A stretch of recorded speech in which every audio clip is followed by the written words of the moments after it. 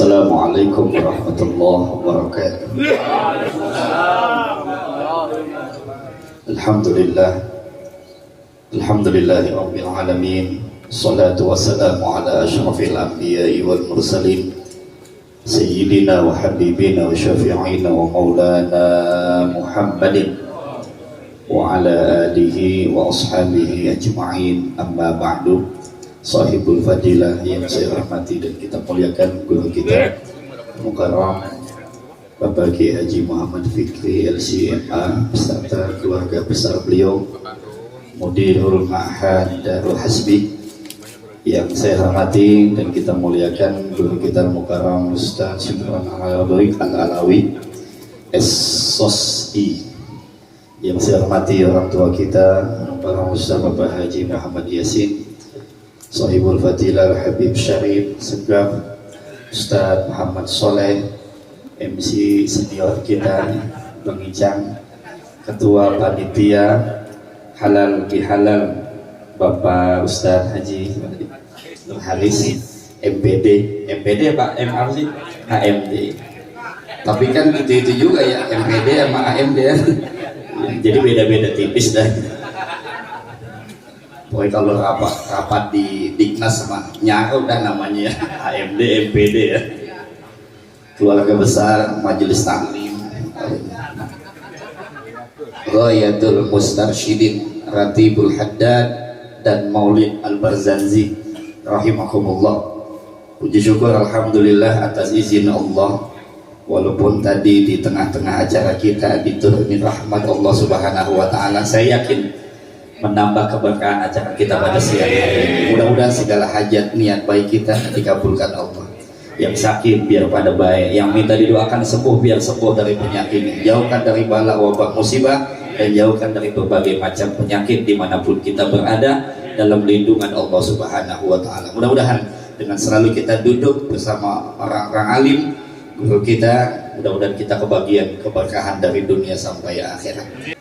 Apa yang dicontohkan Nabi beliau kerjakan, ya Allah, maka beliau mendapatkan gelar Gausul Ibad. Gelar beliau itu apa? Gausul, tukang nolongin orang. Itu beliau dari kecil udah ketahuan cikal bakal jadi orang besar. Bayangin 7 tahun udah hafal Quran. Kita juga alhamdulillah hafal. Alhamdulillah kita mah hafal. Alhamdulillahnya. Alhamdulillah doang hafal kan? Kita juga alhamdulillah, alhamdulillah hafal. Alhamdulillah doang. Ya Allah, 7 tahun hafal Quran. Ya, 10 tahun ibadahnya udah nggak ketulungan. Ya, terus 10 tahun ibadahnya demen ibadah. Kalau kita kan dulu 10 tahun demen main, ya beda tuh. Jadi dari kecilnya beliau emang Masya Allah. Maka siapa yang baca Ratibul Haddad, maka dia akan diselamatkan dari godaan setan. Jangan nengok dong ngomong setan. Ini kan lagi halal bihalal coy. Baru disampaikan ketua panitia tadi halal bihalal ya. Tuh siapa yang mendawamkan baca Ratibul Haddad? Dulu kita di pondok tuh ba'dal maghrib. Ya bis maghrib tuh baca Ratibul Haddad di pondok dulu. Al-Maghfurah bisa gab tuh. Bis maghrib bis baca aurat santri tuh. Kemudian baca Ratibul Haddad sampai menjelang sholat Isya. Yang nggak sempat habis sholat Isya boleh. Yang nggak sempat ya kapan aja waktu sempatnya kita baca. Jangan sampai 24 jam kita tidak baca Ratibul Haddad. Kita bakal diselamatkan daripada godaan setan. Mana contohnya? Itu ayat yang sudah kita baca. Allahu la ilaha illa huwal hayyul. Ada nggak tuh di dalam Ratibul Haddad? Itu Ratibul Haddad luar biasa. Al-Imam Abdullah bin Alwi Al-Haddad, beliau nyusunnya aja isyarat dari junjungan Nabi kita Muhammad. Jadi baik mana nih yang mesti diletakkan di sini, di sini, di sini. Itu atas isyarat junjungan Nabi kita Muhammad. Ya, isinya ayat Quran, hadis Nabi, zikir-zikir Nabi kita Muhammad Sallallahu Alaihi Wasallam. Jadi siapa yang mendawamkan Ratibul Haddad, dia bakal dijauhi dari godaan syaitan. Ada tetangga saya ngomong begini, dia ngomong nyeletuk. Pan, alhamdulillah, gue mah gak sembahyang, gue gak digodain saya. Lah kapan lu ke temennya goblok? Tenaga. Ini yang tukang-tukang sembahyang nih, yang bakal digodain sama setan. Maka baca Ratibul Haddad, kita bakal diamanin, diselamatkan dari godaan setan dan diselamatkan dari hal-hal yang tidak baik. Kan dalam Ratibul Haddad ada ayat kursi sama 2 ayat akhir suratul Baqarah. Amana rasulu bima unzila ilaihi ila akhir ayat. Baca. Siapa yang mendawamkan Ratibul Haddad, dia bakal diselamatkan dari godaan setan. Bini juga kalau ngambek mulu di bini bacain Ratibul Haddad. Ini jangan dikasih tahu nih. Nih rahasia kita ini ya.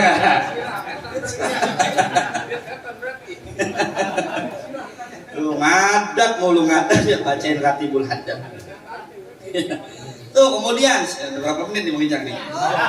Nah, yang kedua, siapa yang mendawamkan Ratibul Haddad, dia bakal diampuni dosanya oleh Allah Subhanahu wa taala. Karena begitu banyak kalimat-kalimat istighfar yang kita baca di dalamnya. Rabbana ighfir lana. Terus Rabbana ighfir lana wa tub 'alaina innaka antat tawwabur rahim. Amanna billah wal yaumil akhir tubna ilallahi batinam. Tuh baca. Karena di dalamnya banyak kalimat-kalimat istighfar. Tuh, dosa kita bakal diampuni oleh Allah. Kalau kita ngaji tentang Ratibul Haddad, jangankan masuk Ratibul Haddad, kita cari biografinya Al-Imam Abdullah bin Ali Al-Haddad, luar biasa. Ini singkat-singkat aja nih, karena tadi 10 menit Pan. Oke. Nah, yang 2 bakal diampuni dosa kita oleh Allah Subhanahu wa taala karena banyaknya kalimat istighfar yang kita baca di dalam Ratibul Haddad. Yang ketiga, kita bakal diselamatkan oleh Allah, bakal mendapatkan nanti wafat dalam keadaan husnul khatimah. Amin. Tuh, mana buktinya? Itu kita baca berulang-ulang tuh, ya dzal jalali wal ikram amitna ala dinil Islam, ya dzal jalali wal ikram amitna ala dinil Islam. 7 kali kita bacanya. Iya enggak? Kemudian kita baca lagi la ilaha illallah, la ilaha illallah. Dulu guru ngaji itu begitu tuh kalau bacanya. Bukan atu-atu kayak tahlil. Bukan la ilaha illallah, la ilaha illallah 2 kali itu. Hah? La ilaha illallah, la ilaha illallah, la ilaha illallah, la ilaha illallah. 2 kali tuh. Ya, dia bakal diselamatkan dan dia bakal mendapatkan nanti akhir hayatnya husnul khatimah. Amin apa? Amin. Yang tinggal itu baca Ratibul Haddad. Luar biasa. Habis Ratibul Haddad Maulid Barzanji. Maka keutamaan membaca Ratibul Haddad yang selanjutnya yaitu kita bakal mendapatkan syafaat dari junjungan Nabi kita Muhammad sallallahu alaihi wasallam, karena di dalamnya ada sholawat kepada Nabi kita Muhammad sallallahu alaihi wasallam. Allahumma salli ala sayyidina Muhammad, Allahumma salli alaihi wasallim. Awas tuh, Allahumma salli ala sayyidina Muhammad, Allahumma salli alaihi. Sebab salli timpalannya salim, nggak ada salli wasallam. Allahumma salli wasallam, Allahumma salli wasallam juga agak sinkron. Jadi kalau salli wasalli, ada juga tuh yang baca Allahumma salli ala sayyidina Muhammad, Allahumma salli alaihi wasallim. Lah depannya salli, belakangnya salam. Jadi salli wasallim, shalla wasallam, kan gitu salatnya. Salli wasallim daiman ala, enggak ada salli wasallam daiman, enggak ada. Amplop bisa mempengaruhi itu, Pak. Kurang. Lah, sholli wasallam, sholli wasallim, sholat wasallam. Ya. Kita bakal mendapatkan rahmat dan syafaat dari junjungan Nabi besar kita Muhammad. Kemudian yang kita baca Maulid Al-Barzanji. Ya, itu dalam kitab An-Nurul Mubin fi Mahabbati Sayyidil Mursalin yang ditulis oleh Mbah Yai Hashim Asy'ari. Beliau ada mengutip penjelasan tuh dari kehebatan baca sholawat kepada Nabi kita Muhammad sallallahu alaihi wasallam. Tuh Di situ di dalam kitab itu dijelaskan hadarat rijlu. Satu ketika Abdullah bin Umar hadarat rijlu, kakinya itu kebas baal. Ya, satu ketika Abdullah bin Umar kakinya kebas baal. Apa namanya baal tuh? Ya, kebal ya. Kebal itu baal. Ya. Lah, tangan gua apa ini kebasan ya, kalau gitu ya. Nah, maka dikatakan kepada Abdullah bin Umar, kalau tangan kaki suka kebasan, udkur ahabban nas yazul anka. Coba kamu sebut-sebut nama manusia yang paling kau cintai, yazul anka. Niscaya kebasan kamu bakal hilang. Tuh, ini kalau pala puyang-puyang nih baca sholawat. Baca sholawat. Nggak punya duit, baca sholawat. Bini saya sih ajarin begitu. Man, kalau nggak punya duit, baca sholawat. Banyakin doa sama Allah, nanti dikabulin sama Allah. Alhamdulillah, bini saya tuh kalau nggak punya duit, dia doa sama Allah. Cuman doanya di kuping gua, itu aja masalahnya. Doanya. Saya bilang kalau doa sonoan dikit, kenapa jangan di kuping gua? Puyang-puyang itu kepala saya. Diamali sama bini saya, kalau apa-apa aja mengadunya sama Allah. Cuman kalau lagi doa lempengan di kuping, ini yang bikin pala saya lagi puyeng juga. Saya kata kalau doa sonoan dikit, agak ngerti, pengennya di sini bang. Nggak apa-apa bang, kalau doa dekat laki katanya cepat dikabulin. Tuh, kemudian dibaca ini sama Abdullah bin Umar. Kemudian fasoha, ini Abdullah bin Umar teriak-teriak. Apa kata Abdullah bin Umar? Ya Muhammadah, ya Muhammadah, ya Muhammadah. Fantasyarat. Itu ketika disebut nama Nabi Muhammad oleh Abdullah bin Umar, fantasyarat. Itu darah, aliran darahnya lancar lagi. Ini kan kalau kebasan apa segala macam ada peredaran darah yang nggak lancar. Bacain sholawat. Ada di zaman ulama sufi. Yang terakhir tadi, ada di zaman ulama sufi. Ini ada orang di zaman ulama sufi ama dosa dokoh banget. Dokoh ngerti nggak? Pokoknya doyan dah. Jamaah dosa apa juga dia kerjain. Akhirnya dinasehatin ya sama ulama sufi sama kiai, suruh tobat kagak mau, suruh ibadah kagak mau, kagak ngerti jalan dibilanginnya nih. Tetap aja sama dosa dokoh banget nih. Nah, satu saat nih yang ahli maksiat di zaman ulama sufi meninggal dunia. Tuh, ketika ini yang melakukan dosa di zaman ulama itu meninggal dunia, diimpiinlah oleh ulama sufi ini. Kemudian itu Allah kasih anugerah tuh kepada hambanya yang maksiat, dimasukin ke dalam surga, dipakein mahkota di atas kepalanya. Ini ulama di dalam mimpinya nanya, biman nilta hadil azimat.